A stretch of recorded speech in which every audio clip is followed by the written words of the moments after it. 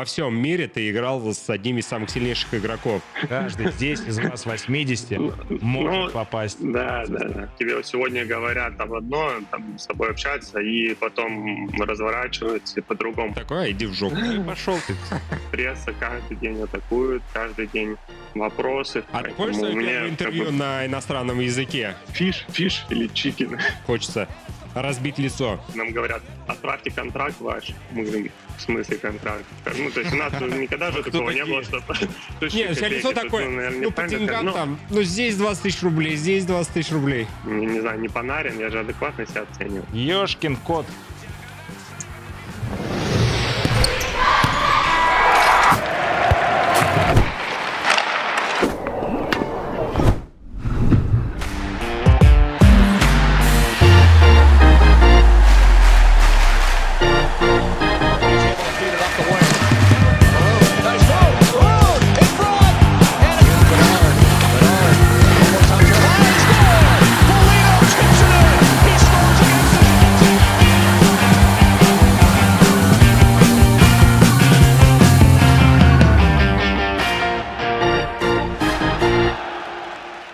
Илюх, у нас это новый формат.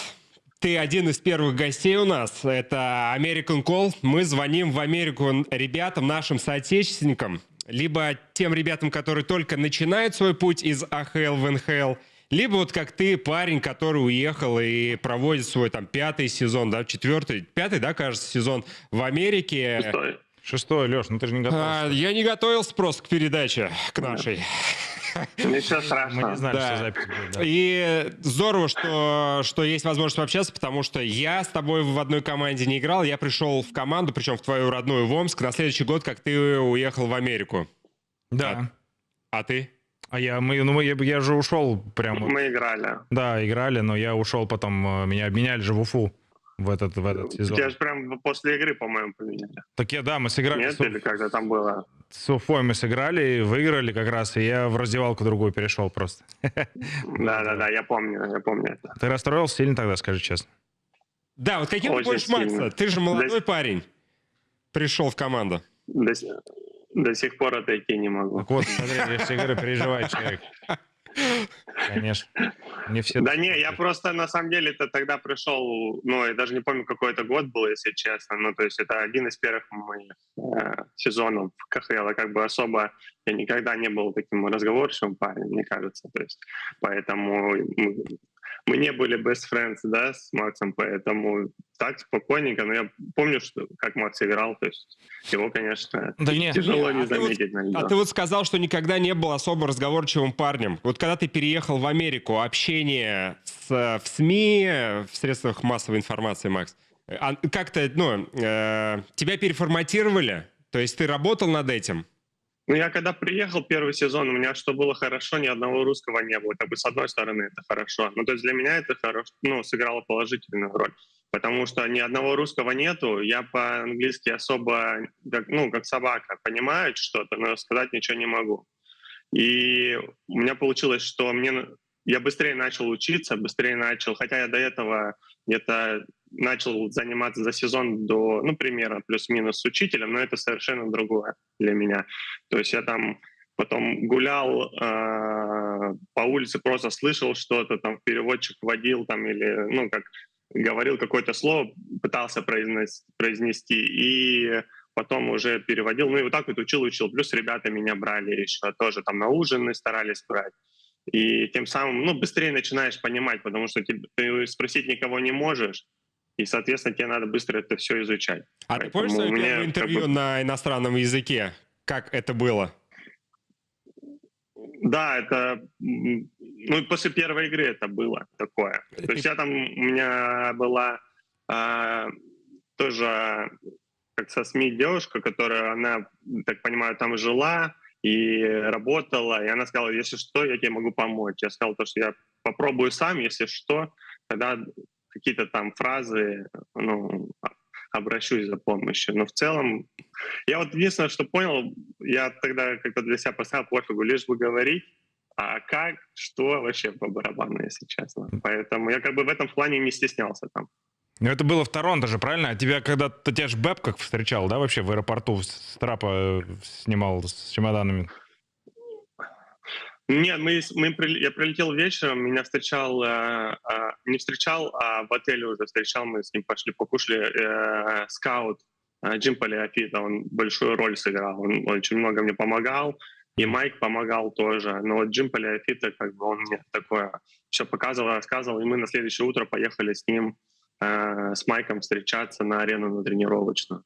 Пошли, он мне там все показал, рассказал арену, ну, то есть где что находится, как команда играет, где ты будешь играть, какую роль ты будешь выполнять, что я хочу от тебя видеть. Ну, то есть все подробно. И мы потом пошли с ним просто в соседнюю кафешку, позавтракали. Я просто был в этот момент в команде Омского «Авангарда» и играл с твоим приятелем, с Семеном Кошелевым. И он мне показал фотографии, где ты с Бэбкоком, ну, сделали селфи, улыбались, знаешь, ну, такое прям два парня, которые будут в сезоне тащить Торонто. То есть ты говоришь, что генеральный менеджер сыграл решающую роль, да, помогал тебе, а что ты можешь сказать да? про... Он скаут. А что ты можешь сказать про наставника Торонто, вот когда ты приехал?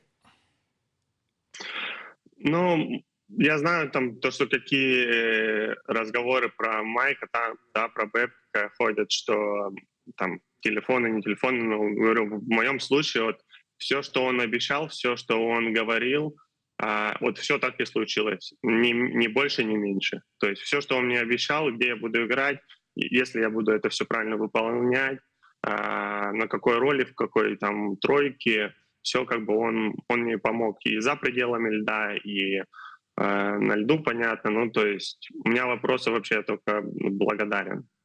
Просто вот это вот, знаешь, мнение часто бывает, да и я с этим столкнулся. Американская улыбка, вот эта знаменитая, знаешь, когда тебе говорят, ты только разворачиваешься, и там все совершенно по-другому. То есть в твоем случае тренер, ну, как сказал, так и было. У меня просто параллель сразу же, знаешь, возникает с тренером, от которого ты уехал из России в Канаду. Про Боба. Про Боба. Ну, получается, Боба большой, Харта. да, разницы не было, или ты почувствовал все равно вот эту разницу, когда переехал из КХЛ в НХЛ? Ну, вот если говорить то, что про что Леха говорит, да, то, что там тебе сегодня говорят об одно, там с тобой общаются, и потом разворачиваются по-другому, да, то есть 100% есть такое в плане того, что людей, ну, мне кажется, это везде.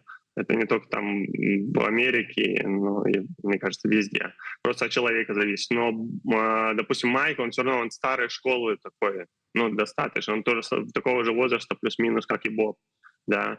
То есть у меня с Майком вообще проблем не было. Он там у меня бывало подходил перед игрой, спрашивал там, как будет по-русски бросок. Ну, вот прям напиши, он брал такой листочек, там бросок писал, прям такой, как? Я говорю, бросок. Он говорит, бросок. Потом там, не знаю, хит, там, ну, что силовой прием там или еще что-то, то есть, или пас, ну, то есть такое. И потом мне там на скамейке мог просто сказать бросок. Ну, то есть это редко было, но это было. То есть все равно я видел, что он как бы так, не то чтобы заботиться, но да, индивидуально то, что не такое. Ну, плюс, говорю, мне ребята еще помогали, конечно, много. То есть мы там сходили на ужин, меня там Вилли Ниландер видит, что я вообще не понимаю. Он такой, фиш или чикен? Я говорю, ну давай фиш. Ну, то есть это... Ну, ты попал в этот коллектив. Хороший был коллектив, именно команда. Вот вроде такие пацаны все. Вроде то есть ты приехал в команду звезды, да, мировых звезд. То есть не просто звезды команды, а ну, во всем мире ты играл с одними из самых сильнейших игроков. Ну, я, наверное, на тот момент так особо не понимал этого. То есть я приехал, у меня там... Я смотрю, у меня здания такие высокие, никогда таких не видел. То есть, ну, а что, в Омске у меня не было все таких? вокруг такой шок был. Ну, в Омске чуть-чуть поменьше. Да. Поэтому, ну, как бы так все равно ходишь, смотришь, все по-другому. То есть тренировочную арену, да, то есть главную арену. То есть это там подход другой, все по-другому. И, конечно, когда там я сижу в раздевалке, Мэтьюс заходит, и я его первый раз вижу, хотя, ну, я понимаю, как бы, кто это, да, и, ну, все равно, или там Спеца был, да, то есть Спеца тоже, он мне очень много помог. и за пределами, опять же, ну, потому что он такой уже был, не то, что был как бы ветеранчик, да, и он много помогал, то есть тоже подсказывал, еще что-то. Он такой был между, как сказать, ну, такое связующее звено между молодежью и тренерским штабом, потому что он, ну, легенда как бы. Ну, это прямо его прямая роль, да, я так понимаю, была, что он вот есть тренерские молодые игроки, Ну, тренерский штаб, и где-то вот он отвечал за вот эту связь. я не думаю, что это вот у него была такая задача, но это же всегда так. То есть есть возрастные игроки, есть молодежь, и вот это вот связующее звенья все равно они в любой команде плюс-минус есть, потому что одно дело, когда команда там молодая, и у вас там ветераны, да, ну, достаточно такие есть, допустим, как у нас сейчас там в Чикаго, все равно у нас много молодежи, но много и ребят, кто уже там и кубки выигрывал, а есть команды такие, которые уже так по-хорошему там средний возраст 28, 29, 30 лет, то есть такая граница, что у тебя и молодых как бы нет, но у тебя там, тебе 31 год, там 30, а у тебя, ну, если так можно сказать, ветерану, хотя я так не считаю, 35 лет. То есть, ну, 5 лет — это не такая большая разница, но когда разница у тебя там 22 и 35, это, мне кажется, по-другому. Ну да, среднего такого промежуточного Мы звена ветераны нет. Среднего, Да. да. То есть это от команды зависело. Илья, ты вот уже не раз сказал, что этот помогал, а вот с переездом в Россию, в Канаду, вот что тебе было необходимо? Помощь какая требовалась? Вот, ну, что для тебя это была какая-то дичь в плане быта? Во-первых, квартиру снять, да, то есть все вот эти организационные моменты, квартиру, машину. Потом мне надо было костюмы купить, вот это все. Это вроде бы так звучит, вроде, да что, ну, пошел, да, купил костюмы. Я, допустим, вот мы там с женой ездили, я, допустим, не совсем понимал, допустим, даже по цене, то есть плюс-минус, какую мы можем, ну, то есть что плохо, что хорошо. Потом то же самое про квартиру, тоже не понимаешь, так, а вот это нифига себе, сколько она стоит, и мы, как бы, правильно, что мы смотрим такое, или надо как-то по-другому, то есть вот такое, потому что все новое ты не понимаешь, и на рубли нельзя переводить, потому что все по-другому. И потом уже вот эти все организационные моменты, потому что за квартиру надо договор подписать, там, всю информацию дать, нам говорят, отправьте контракт ваш, мы говорим, в смысле контракт? Ну, то есть у нас никогда же такого не было, что... Да, то есть, а там нормально в том, ну что, я квартиру снимаю, я должен, ну, отправить, что подтверждение, что я там могу... Но ты от цен охреневал в первое время? Ну, конечно, да, я поэтому и говорю, что не совсем понимали, то есть мы не ходили там и такие, о, блин, а костюм там, не знаю, за $1000, за $2000 это вообще нормально, ну, образно говоря, там, ну, или где-то надо по-другому сказать, потому что у нас же костюмов там не было такой. Ну и вот все вот такие бытовые вопросы больше, то есть было. Ну и интересно, а потом, когда на квартиру заезжаешь, нужно как-то счета оплачивать, в том плане там за электричество, за телевизор, то есть это надо заказать установку там, для телевизора, ее должны доставить, ты должен аккаунт создать, на воду ты должен аккаунт создать, ну, то есть не везде, конечно. Бывали у нас случаи, что у нас и, допустим, мы просто скидывали дополнительные деньги за квартиру хозяйке, допустим, хозяевам, и она уже там сама все делала. А бывали, говорили, что нет, давайте-ка делайте свой аккаунт. То есть, ну, у меня, благо, как бы, жена очень сильно в этом помогала, и то есть все на ней это было. Илья, у нас сколько суп стоит? У нас мы готовились к трансляции с тобой. У нас есть реквизит. Сейчас нам внесут. Тихо, не проливай борщ. Ёшкин кот. Ставьте. Ничего, паркует, нормально. Ты помнишь, сколько суп стоил в Торонто? У тебя же проблемы какие-то были, да? Ты в интервью говорил, что супа... У них супа нет, они в целом. У меня с супом история, вот я рассказывал, но мы приехали на тренировочные сборы на кемп. Спасибо. Перед сезоном. У нас было большое собрание. Знаешь же, Макс, когда приезжают там с полностью... Ну, пресизон кемп вот этот, и приезжает очень много, там 2 состава практически приезжают. Да, приезжает руководство, все там с АХЛ. Ну, да. То есть там, мне кажется, человек, 80 это минимум. Да. И у нас там все собрания, там Бэб как выходит, рассказывает, потом главный тренер, генеральный. А говорили на собрании, что у вас у каждого есть шанс, вы вот сейчас на этом тренинг-кемпе покажете, каждый сможет попасть в состав? Эль Классика, конечно. Каждый здесь из вас 80 Ну, может попасть в да, состав. да, да. И через день, Но это через день уже 70 не человек новость. отправляют вниз сразу. Это уже не новость. Ну да, это И нормально, в принципе. у нас собрание прошло, и был большой ужин, в том плане, что как шведский стол, ты тарелку берешь, погнал. И мы стоим с горшком тогда, помню, и такие думаем, так, почему там? Ну, мы видим бочки такие, для супа вроде бы. Мы такие думаем, что там никто не стоит.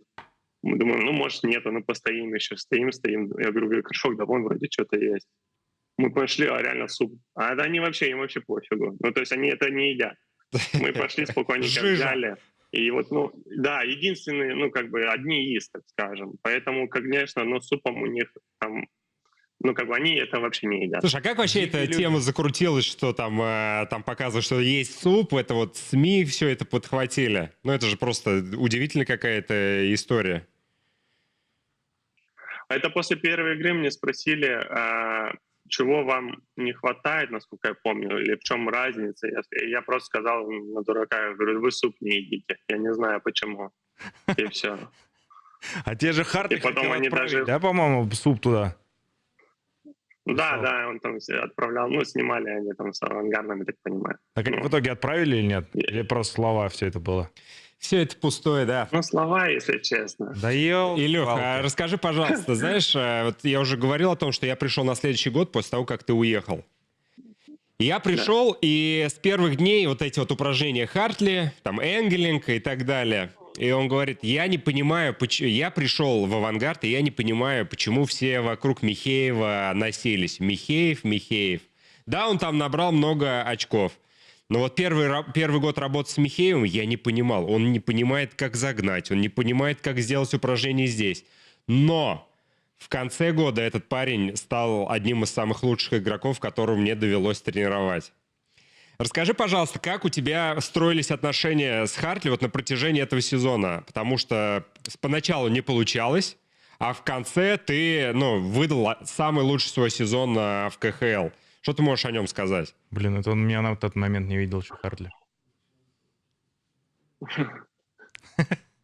Я с Бобом, когда Боб пришел, понятно, там вообще, то есть что было до Боба, да, то есть при всем уважении, то у меня там были, да, то есть это совершенно по-другому. То есть я первый раз работал с тренером иностранца, да, и то есть и Боб показывал, я не говорю то, что там кто-то плохой, нет, ни в коем случае, но просто те детали, которые Боб начал показывать и требовать, это был, другой уровень, да, то есть не то, что другой, это как день и ночь, то есть разница была существенная. Поэтому, когда он там начал нам, то, что ты должен именно вот так вот затормозить, ты должен вот так вот плюшку поставить, ты должен вот тут там спиной нельзя кататься, ты должен всегда загонять. И, конечно, ты начинаешь к этому привыкать. Может быть, я, кстати, не могу, было интересно, так скажем. Мне не было тяжело, мне было интересно вот этому всему так научиться. И я Бобу благодарен, я до сих пор с ним на связи. Там и Майк Пелина, и Жака, то есть я с ними... На связи тебе пишут, поздравляешь, что ли, или как что ты имеешь на связи? Я с Бобом виделся год назад на паузе. Мы с ним переписываемся так, понятно, что не каждый день, но как-то Джака тоже пишет, то есть мы там спрашиваем, как дела, или какие-то праздники. С Майком Пелино общаемся, тоже так связь поддерживаем. У Майка дома были, он недалеко от Торонто живет, там час езды, мы к нему ездили, там у него ферма, пчелы, собаки, курицы, все есть, там ходили, гуляли. То есть, стараемся. Они мне, тогда и там Дмитрий Анатольевич Рябыкин был, то есть, так все сложилось, что, не знаю, хорошо, так скажем, не научили меня. А ты в итоге-то кубок выиграл с Омском или нет? Я забыл. Нет, я уехал же. Я сделал тебе больно сейчас или нет? Нет, ни в коем случае. Я, наоборот, рад, что тогда выиграли, потому что... А ты следил, на кстати? тот момент... у нас...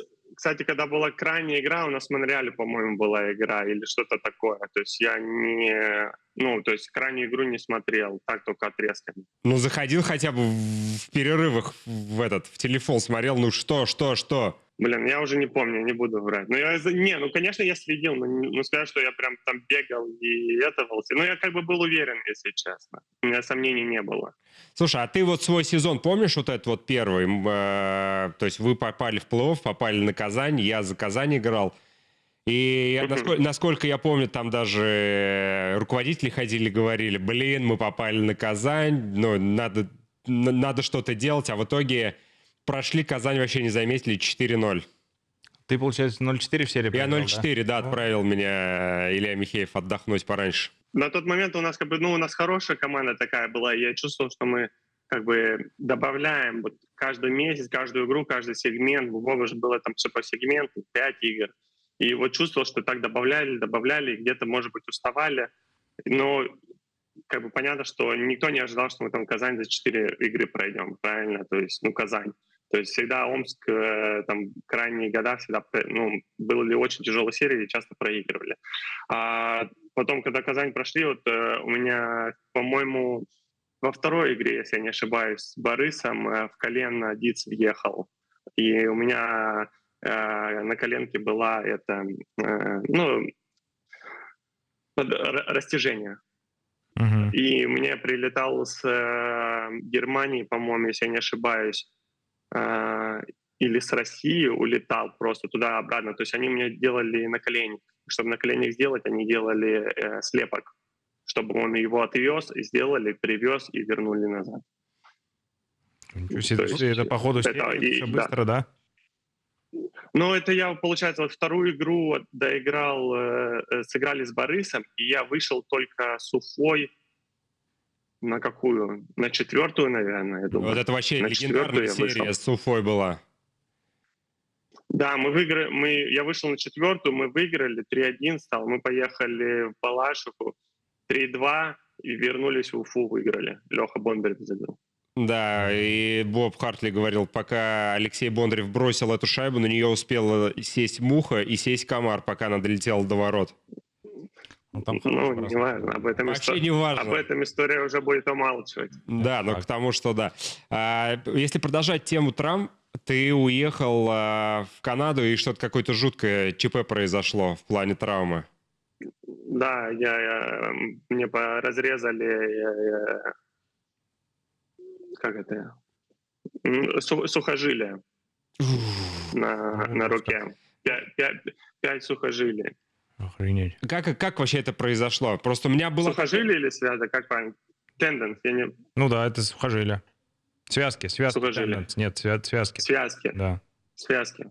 У меня, 5 связок и артерию задело немного. А как это произошло? С Нью-Джерси играли, и у меня уже должны были... Мы играли после паузы сразу же 27 декабря, наверное, как сейчас помню, потому что была вот эта пауза 3 дня декабрьская на Рождество у них. И мы утром оттренировались и полетели сразу же в Нью-Джерси играть. И мы должны были играть бэк-то-бэк в Нью-Джерси, и дома уже Рейнджерс. А у меня после Рейнджерс у меня должны были родители перелететь.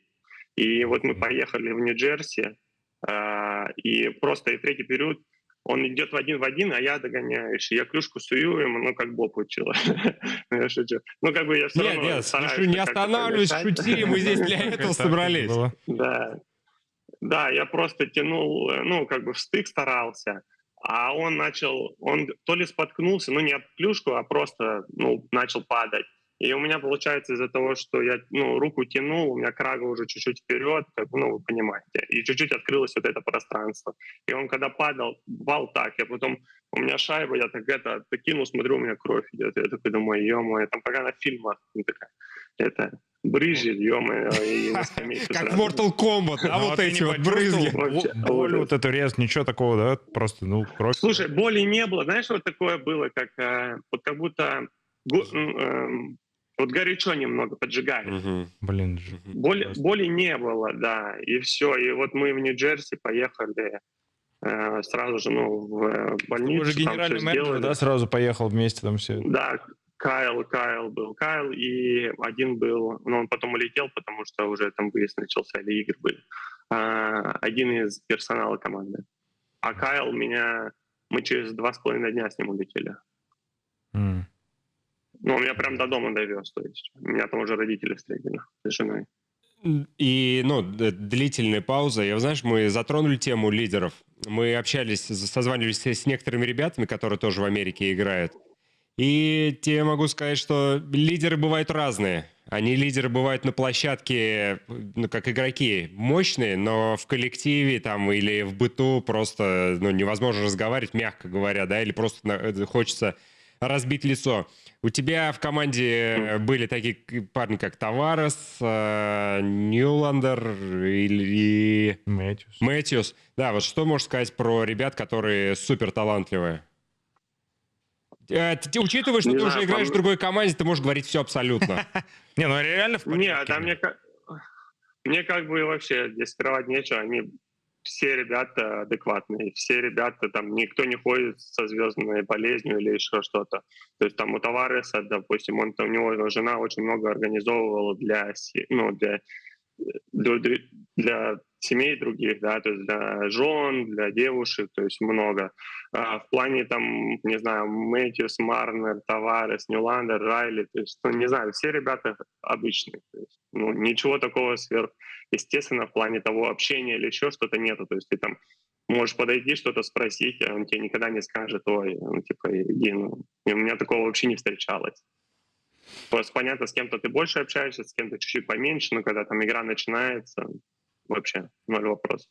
Слушай, а такой коллектив, и по-любому же огромное количество ожиданий. И вот какое давление было, то, что в Торонто, Канада. Чувствовал, что каждый матч от вас ждали, ну, блин, тут чуть ли не кубка.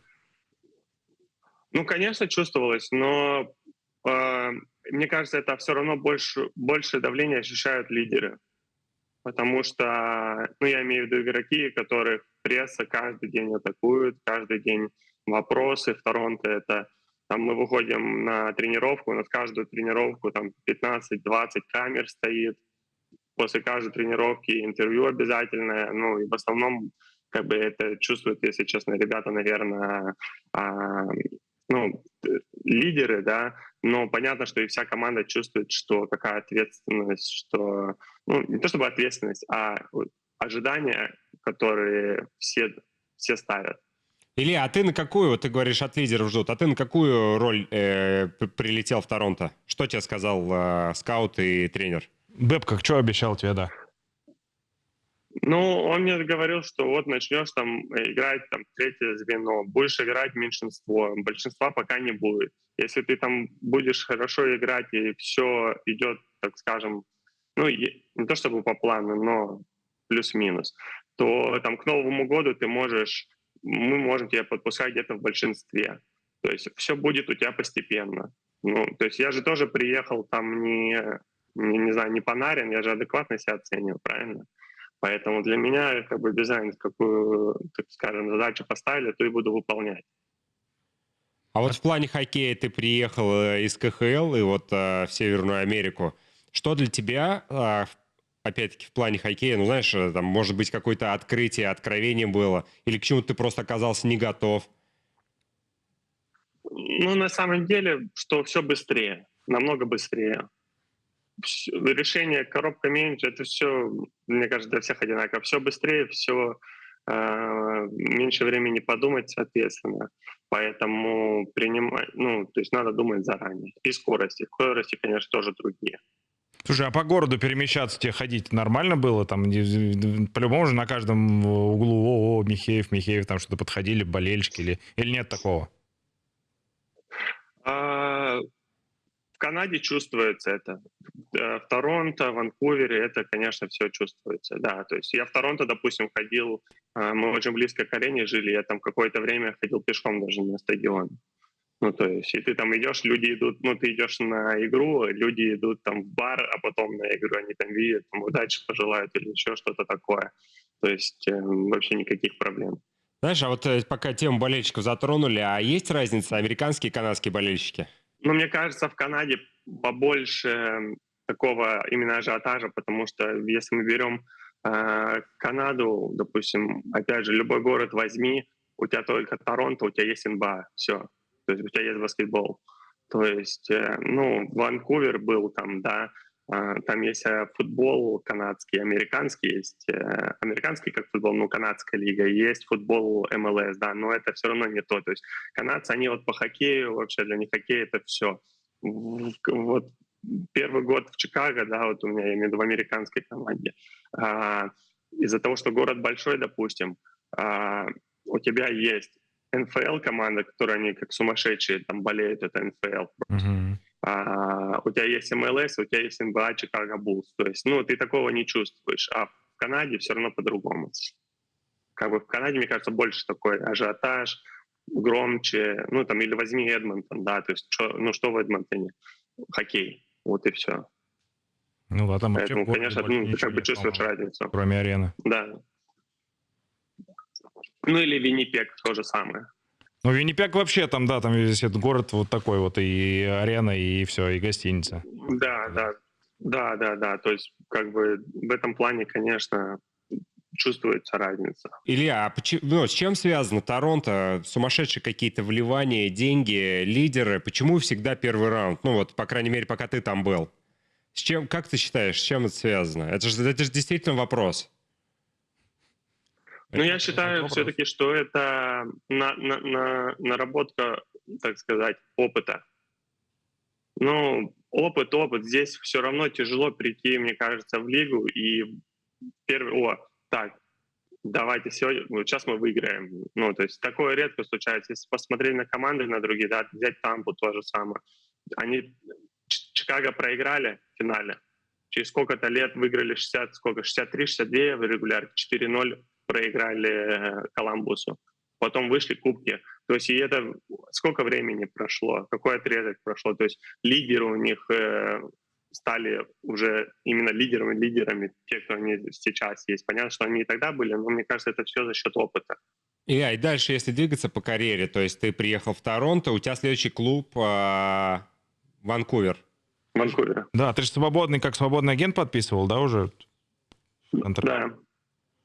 То как это происходит? Вот ты понимал по ходу сезона, куда ты пойдешь, ты с агентом там какие-то общения, переговоры уже вот на момент вот сезона, пока он идет, были? Или ты вот вышел просто свободный агент и такой, ну и еще делать будем? Да, и какие варианты, с чего выбирал, и почему опять Канада?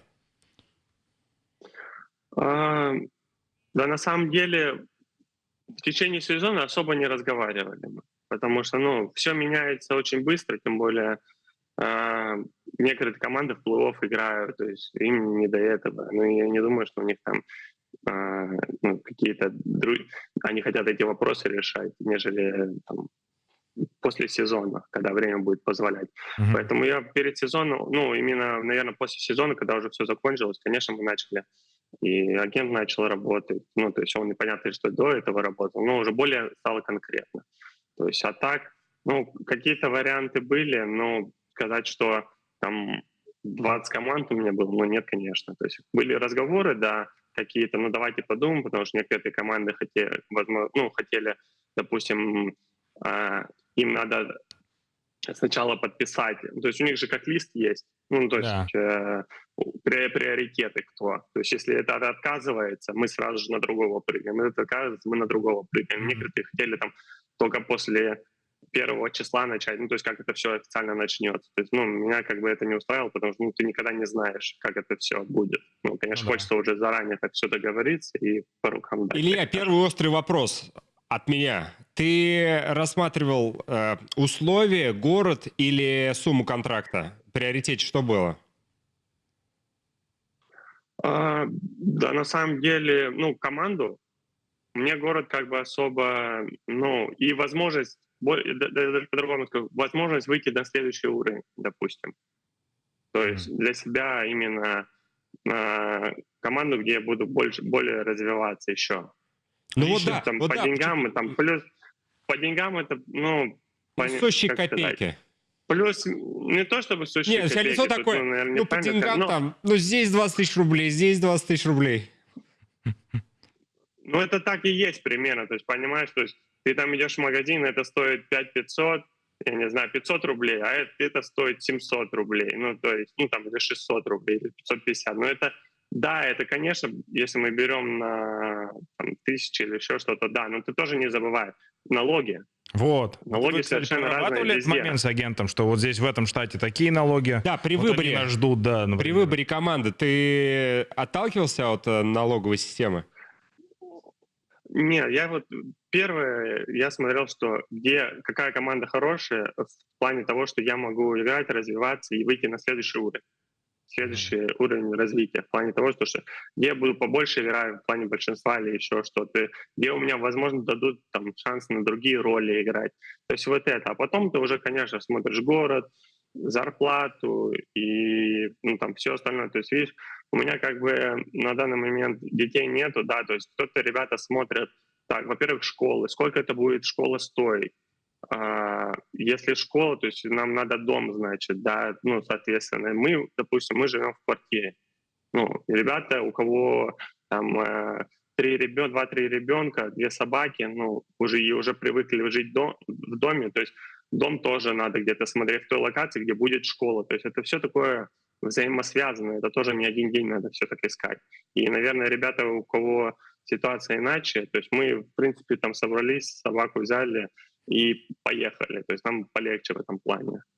Поэтому здесь это такие все равно. Ванкувер, да, хороший город, то есть здесь как бы грех жаловаться. Все равно все сейчас могут показать результат. Ну это правда, так, непредсказуемый хоккей. И вот ты переехал в Ванкувер, и у тебя сразу травма случается. Угу. Ну, насколько она серьезная, да, мешала же, играть. Да, по-моему, что-то такое. Да, в первой игре предсезонки в колено въехал. Это тоже колено, что в Омске? Было... Я, кстати, вот не помню. Но у меня там было... у меня здесь была крестообразная связка была порвата. И ты продолжил играть, то есть весь сезон ты играл с этим? Нет, мы разговаривали там с докторами и много советовались. Я выходил, пробовал, как чувствовал, и я отыграл там 40 игр, по-моему, и потом уже все, потому что мы уже в плей-офф не входили, никакого смысла не было, и я уехал делать операцию. Ну вот у тебя первое звено, я так понимаю, ты играл в первом звене с Петерсоном и с Кузьменко, если я не ошибаюсь. С Кузи, да. Ну не первое звено. Ну, для топ-6, наверное, все-таки. Да. Расскажи, то есть, как тебе игралось, во-первых, с соотечественником, с парнем, с праворуким, да, и, наверное, с одним тоже, это же звезда НХЛ, Петерсон. Причем, знаешь, ну вот мы когда готовились к эфиру, смотрели, что у него там сколько-то, там 100 очков. 104 очка или 102. А у вас с Кузей чуть-чуть поменьше очков. Ну, чуть-чуть прям. Ну, раза в 3. Буквально. Да. Не, ну понятно, что мне как бы нравилось играть с Пити и с Кузи, то есть вообще я удовольствие получал. То есть эти ребята, Кузя такой, то есть Кузя у него, он может шайбу подержать, отдать, может такой. Игровичок Пити, вот он плюс-минус такой же. Он такой вот мозг пятерки, под него надо правильно подкатиться, открыться, он это найдет, он видит всегда. То есть и моя задача была им помочь где-то, может быть, в обороне, в плане того, что я знаю, что они будут где-то рисковать, но мы готовы к этому риску, потому что либо я где-то отработаю, либо они там где-то, то есть помогут. И в этом плане, конечно, наверное, один из таких сезонов, где реально просто, кайфовали. А ты же в каком-то интервью говорил, что вы выходили там с Кузи, что лишь бы не ошибиться, лишь бы не... Что вас в рамках, да, что вы были в рамках жестких. Но это второй сезон был. А что случилось? Ну, что произошло? То есть, если ты говоришь, первый сезон, да, вы кайфовали друг с другом, а второй сезон... тоже как мы готовились? Мы готовились, конечно, но не настолько хороши. Нет, мы первый сезон же играли, у нас был Брюс Будро тренер. Потом у нас пришел во втором сезоне, то есть в первом сезоне зимой, по-моему, поменяли тренера. Да, как раз я потом ушел. Да, Рик Токет пришел. И там уже по-другому началось. То есть, почувствовал, к себе почувствовал какой-то там другие требования? Не, у нас там совершенно другие требования начали быть. То есть я потом вторую половину сезона же не играл уже и вернулся только на следующий сезон. На третью игру я, по-моему, вышел уже. И, ну, конечно, там по-другому уже было. То есть мы стали уже более прямолинейно играть, более просто, более такие, не то чтобы не ошибиться, но намного меньше риска стало. То есть поначалу это приносило результат. Мы там первую половину сезона команды прошли там, ну, на первом месте, все, много игр выиграли, задел сделали, чтобы в плей-офф попасть. Первый раз в плей-офф команда попала за сколько там, за 9 лет, по-моему. Да. То есть, ну, по-другому просто стало. Потом Кузю поменяли. Ну, то есть, потом меняли это. Поэтому, ну, просто чуть-чуть по-другому. А тут, когда мой первый сезон был, у нас было немного по-другому. Больше свободы, больше такого какого-то. То есть все понимали. А ты говоришь, вот Кузю обменяли, потом тебя. Ты потому как шел сезон, чувствовал, что что-то намечается, что что-то будет? Разговоры с агентом были или это уже по факту было? И как ты отреагировал на Это же обмен? первый обмен у тебя вообще. Я спокойно, если честно. Я уже предполагал, там примерно, может быть, не то чтобы к концу сезона, но после сезона я уже был готов. То есть для меня это там не было что-то таким холодным душем и так далее. И как бы я понимал, что, наверное, для меня будет лучше, да, что-то поменять. Поэтому вообще спокойно все прошло. А у тебя по контракту были какие-то запреты на обмен? Может быть, какие-то команды? Или ты принимал решение, поеду в эту команду или нет? Что у тебя за ограничения были? Ну, у меня есть определенный список там, ну, Куда команд, да, не то есть хочешь куда ехать, нельзя да? понять. Но да, но он меняется перед каждым сезоном ты просто новый список делаешь. Вот это у большинства всех, ну, такое. Просто у каждого там, не знаю, у кого-то 10 команд, у кого-то 15, у кого-то вообще запрещено на обмен. А То ты есть как эти команды выбираешь? Ты с чем связано? Ну, все Просто- по-разному выбирают. Мы там выбирали города или команды, которые там более не подходят. Ну, то есть А как-то было так. такое, что тебя Ванкувер спрашивал, вот, слушай, вот давай сюда меняемся, да, ты такой, ну нет, давай еще искать. Или тебя сразу вот в Чикаго и все окей? Ну, были такие разговоры, допустим, мне там звонят, говорят, вот такой-то вариант есть, но это не понятно, что мне не с Ванкувера набирают, Ага. агент. Я такой, блин, делаем все, но и туда я не хочу. И вот, ну, было, конечно, такое, то есть это не новость. А потом уже, когда, ну, Чикаго, как бы, почему нет? Слушай, Ну, если посмотреть, вон, у Троуба, да, с Нью-Йорк Рейнджерс, да, Мгм. у него вообще все запреты были. Его обменяли как, ну, нечего делать. Тогда о чем мы говорим, ну, о других? То есть если все равно Троуба — это как бы такой весомый защитник в плане того, что и капитан команды. То есть, о чем мы говорим, что Михеева не поменяют? Ну, что за бред? Илюх, ну а Чикаго это не шаг назад? Вот, ну, ты для своей карьеры что видел в Чикаго? Это предпоследняя команда, молодая команда. Ты, опять-таки, в качестве роста туда пошел? Ну, вообще, почему? Ну, наверное, в качестве ну, в том плане, что перезагрузки себя в первую очередь. То есть вернуть ту игру, ту уверенность, которая у меня была. И потому что прошлый сезон такой был, вторая часть сезона была скамканная такая вся. И мне нужен такой был новый старт. Поэтому мы как бы Чикаго решили.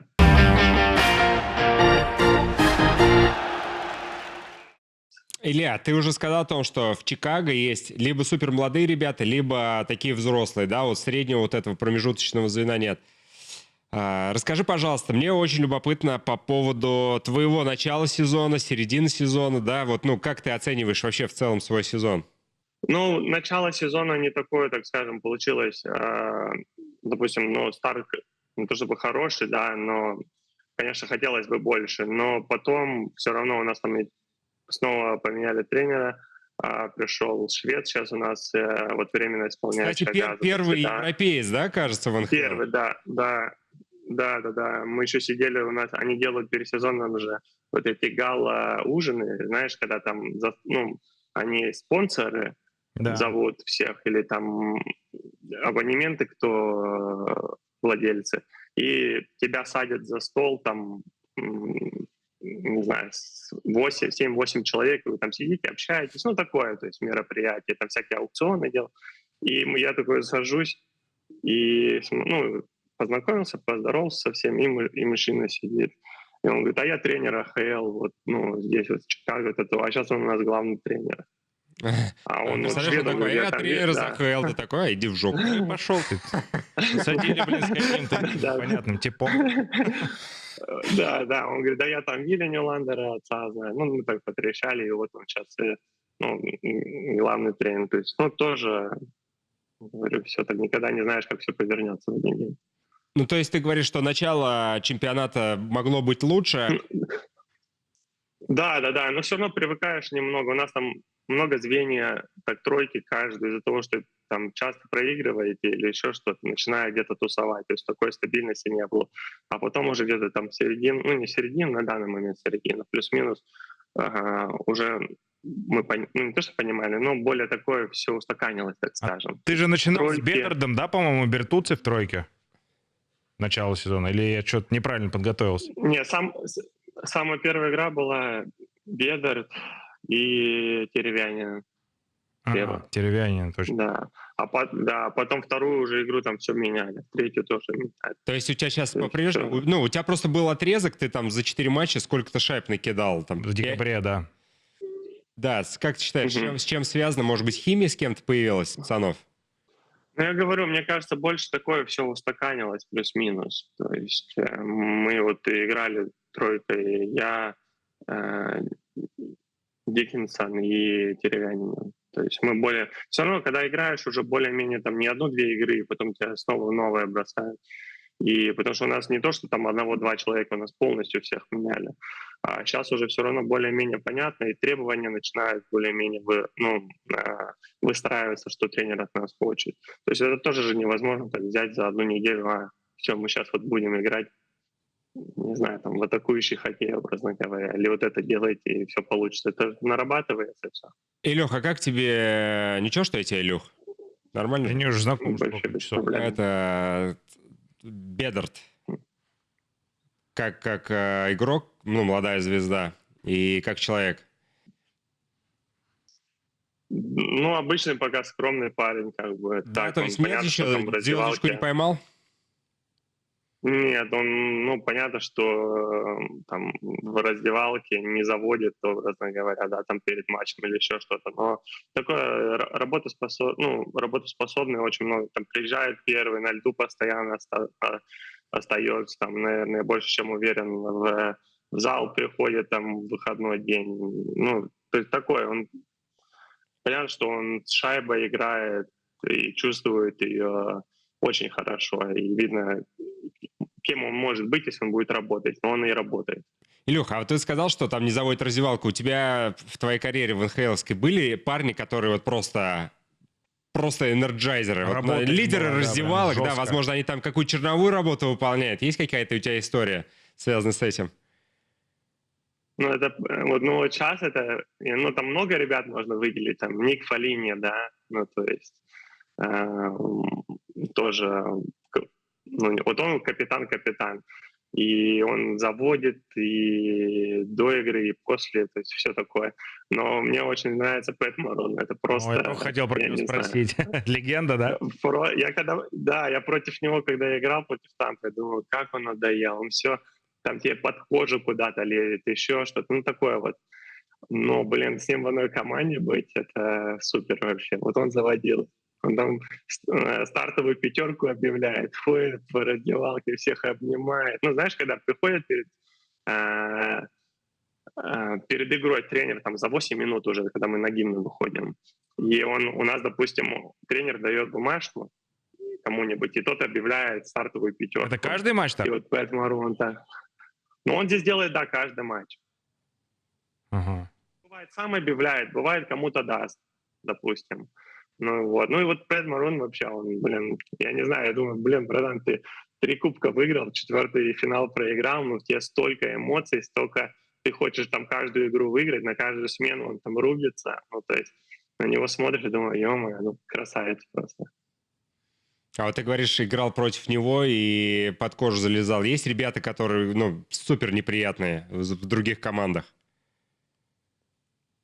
Да, в каждой команде есть, мне кажется, так, плюс-минус. Ну, и если ярко выраженные, так, ну,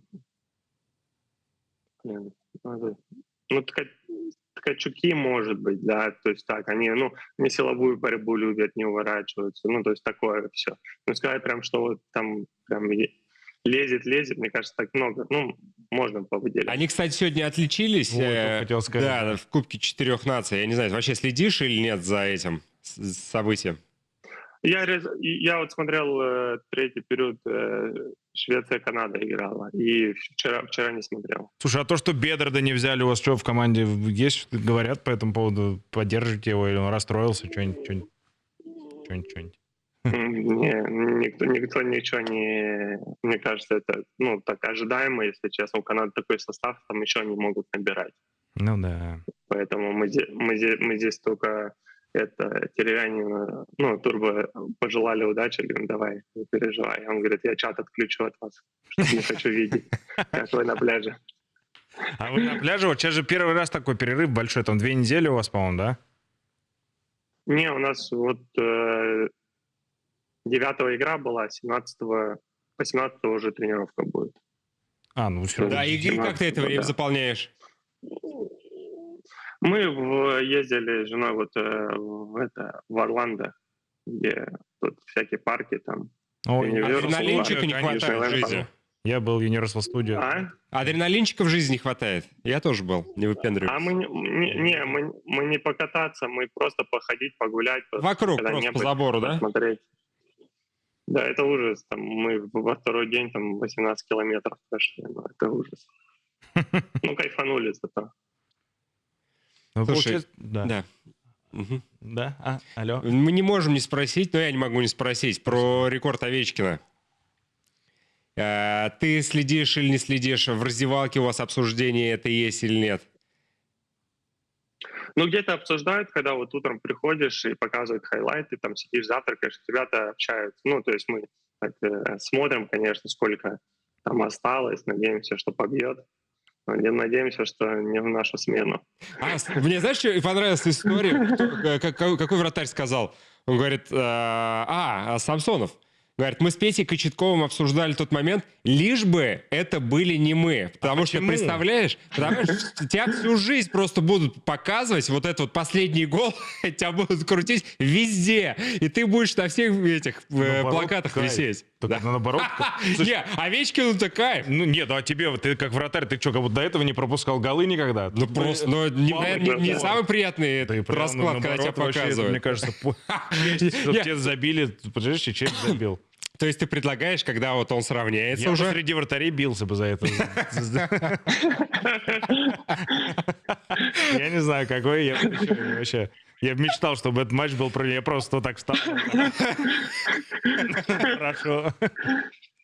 Не, ну здорово будет. Это, конечно, шутки шутками, но, конечно, хочется, чтобы победить. Мы уверены, что он это сделает.